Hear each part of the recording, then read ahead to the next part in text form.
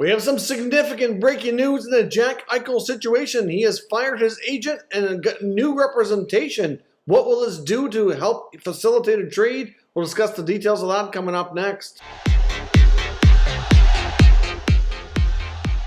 So welcome back to another video here at Top Shelf Hockey. Now, as I mentioned, we have some pretty significant news. Now, some of you might not realize the significance or the importance of this, but Jack Eichel has indeed fired his existing agent, which is Peter Fish and Peter Donatelli, and is now under new representation under CAA Sports and Pat Brisson. Now, a lot of people, if they don't know much about the agent and business side of the game, might basically see that news and be like, yeah, big deal, whatever. He wasn't happy, get himself a new agent, and moved on. But you know what? It's actually fairly significant. Pat Brisson is not only the top gold standard agent in the NHL, but he's an extremely influential person that can really help get things done. So just to take a look here now, one really key source, a website that I rely on a lot for a lot of the information. I know we talk a lot about cap friendly when it comes to looking at where teams are at the salary cap and all that, and they're obviously an awesome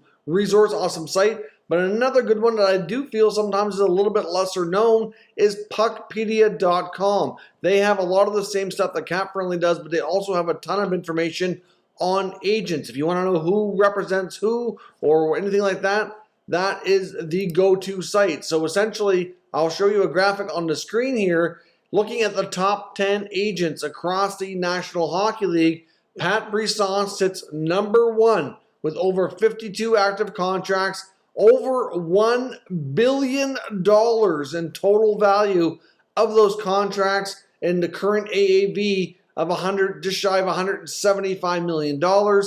His highest paid player is John Tavares, $11 million. He's got some others that are in the $10 million range. He reps a lot of the game's top people, including Tavares, Crosby, McKinnon, Taves, Kane, and countless others. So he's got a lot of players and a lot of the big-time players. Now, his partner is J.P. Barry. Together, they run CAA Sports. J.P. Barry, you can kind of almost put them together because it's one agency. His highest contract, as you can see, is Evgeny Malkin at $9.5 million. He himself has just shy of $682 million and an average annual value right now about just shy of $145 million. So those two guys together at CAA Sports have just shy, or actually just over, $1.7 billion of actual money being managed or negotiated, I should say, for NHL players with an average annual value well over $300 million. I mean, they dominate the NHL agent game here. I mean, look at Craig Oster of Newport Sports is number 2 in there. $11.5 million is his biggest contract. Erik Karlsson has 71 contracts. He has more actual players that he's managing, but not as big of money, not anywhere near it as Brisson and Barry. So, and like I said, basically Brisson and Barry are a team under the same banner, same agency, same business here, where Oster's on his own. He does have a lot of big ones as well. Don't get me wrong, but CAA Sports is going to be heavily involved in a lot of the remaining contracts that are outstanding here. So, again, it's puckpedia.com. They have all this information as well as a lot of information about stats, the salary cap, and all that stuff. Another really terrific hockey resource here if you're looking for this sort of information, and a site that I rely on quite heavily when I'm doing my research for content on this channel, or just out of general curiosity if I want to know something. Between Cap Friendly and Puckpedia, by far the two sites I use the most, along with probably HockeyDB.com. So obviously this is significant. Now, Eichel's agents are famous for going public a while back and really slamming the Buffalo Sabres, outlining that they expected a trade ahead of NHL free agency. They were very disappointed with how things were being handled. You remember that letter that they put out back in the last little while here? Well, has anything happened? Absolutely not. I know we talked about that and we wondered if it might push the needle a little bit, might force their hand, but Kevin Adams has held firm. I don't think he's really felt all that pressured or threatened by what Eichel's agents were saying, either privately or publicly. He's really getting himself quite a backbone, I will say that. Obviously, you know, he's been at the GM role for long enough now. And you got to remember, too, something about Kevin Adams, which I had forgotten about until a couple, maybe about a month or so ago. But when he first retired from hockey, he actually worked as a player agent for a while, too. So he's kind of used to that drill and that kind of side of the business, too. So he knows kind of what to expect, the tactics, negotiations, and all that kind of stuff. It's certainly something that's not unfamiliar or new to him. So, like I said, Pat Brisson, one of the most influential guys in the game of hockey, could very well be a much bigger piece to facilitate a trade. Now, if you look around, not only does he have all these players that he represents, which brings him a ton of influence, that means he knows general managers around the NHL better than just about, and I stress just about anyone on that side of the business as well. So clearly, he can be heavily involved when it comes to, kind of working out a deal. Now, we've seen it numerous times that teams grant players permission or agents permission to kind of see what's out there, find a deal, and they can really be quite helpful at times. And this could very well lead to a situation like that. Now, like I said, at this point, the reports have indicated that a lot of the same teams have been in, they've been out, they've been in, they've been out. But the last reports that we talked about a few days ago was that there really wasn't a ton of negotiating going on. Basically, the Sabres have set their price. Teams are calling, teams are asking. They might have been throwing some hypothetical offers, but they really weren't getting too far in conversations. I know one team that was early on mentioned a lot that I think we can safely say are out now is the LA Kings. I don't see that happening after everything that they've done. The New York Rangers now, and an interesting note about the Rangers situation, they've been pretty well mentioned from day one because they were one of the early teams even last year before they became public that they've been interested in Eichel, and apparently were contacting the Sabres to discuss a potential deal, but the Sabres were not ready to do that. But Eichel's old agent is actually the same agent that Chris Drury used. So obviously there's some information. Now, I did see some information, and this is not confirmed, so do not quote me as saying this is actually a fact, but it is a situation that some think that perhaps information might have been leaked from Peter Fish or their agency to Drury because of their close relationship and Drury's interest in a deal, and Eichel wasn't happy with that. I'm not going to say that that's true. It could be, but you know what? At the same time, I think a lot of this is also just the unhappiness, the fact that nothing has happened yet. He does not have his surgery, and he has not been traded, so Jack is just kind of fed up with his agency not getting it done, so he's going in a new direction. Now, Peter Fish is from Boston, like Jack Eichel, has been an advisor to him for a really long time, long before he was in the NHL.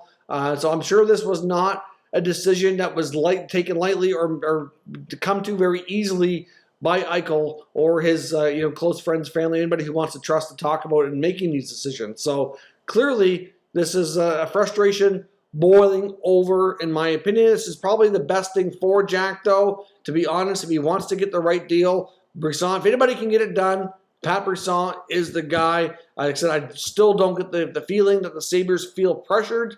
And, maybe now they'll have more talks, allow the agent to be more involved, and possibly get something expedited here. Now, look around at some of these teams. Like I said, I wonder if the Rangers are still serious. Will they be impacted by this because of that relationship change? Obviously, like I said, Brisson represents players from a variety of teams, so it's not like he wouldn't have a relationship of some sort. Other it may not be as close as with Drury, but like he has players on the Blackhawks, the Ducks, the Kings, the Flyers, the Devils, the Avs, the Habs, the Leafs, and a few others here: Carolina, Seattle, Edmonton, all the way down to Las Vegas. So he's got a lot of players between him and JP Barry.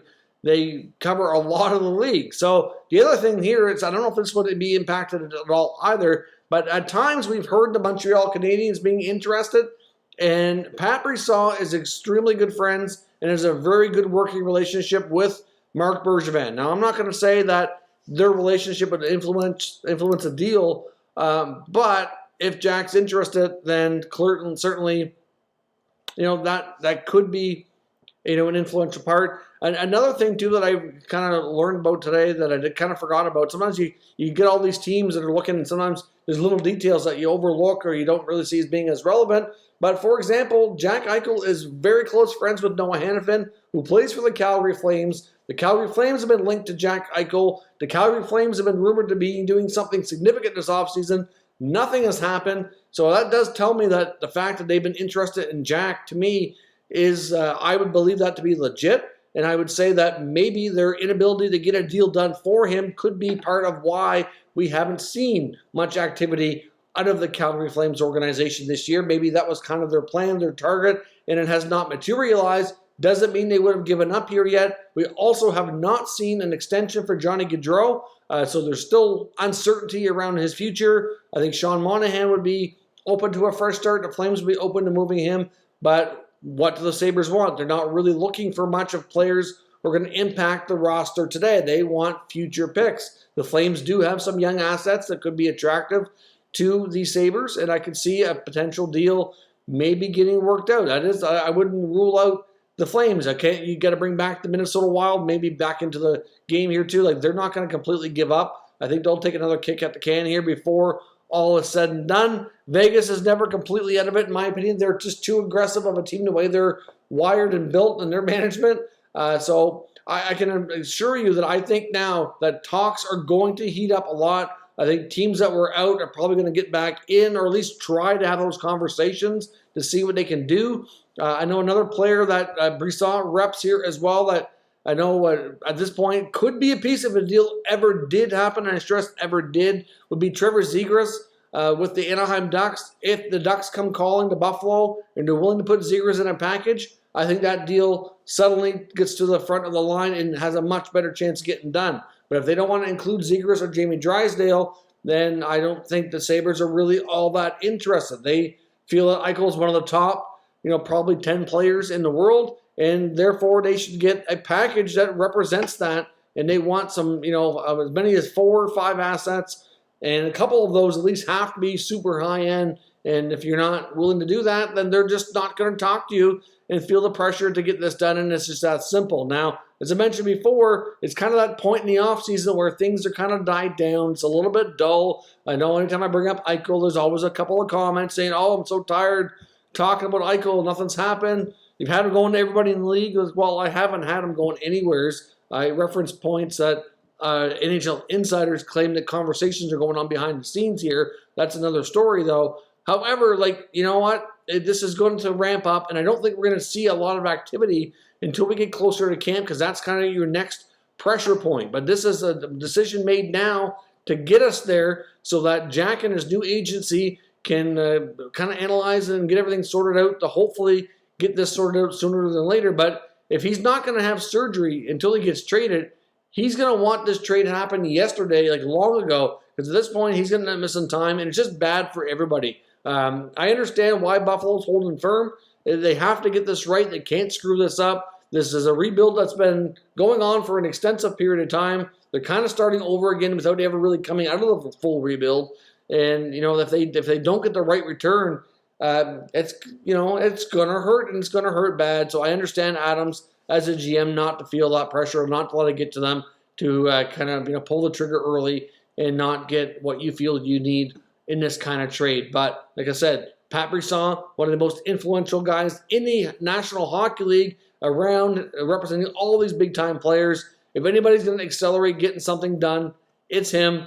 And I think this is a great move for Jack Eichel, and we'll see where this leads. But I do think this will impact things, and a lot of the teams that we've talked about before are likely going to be ramping up conversations to see what can be figured out here in the short term. So let me know about your thoughts on how much of an impact this is going to make. Where do you see him going? Let me know your thoughts in the comments. We'll discuss further. If you're new to this channel, make sure you subscribe, stick around. We will keep you up to date with all the latest news, rumors, and analysis on all 32 NHL teams. Thank you very much for watching, and I will catch you next time.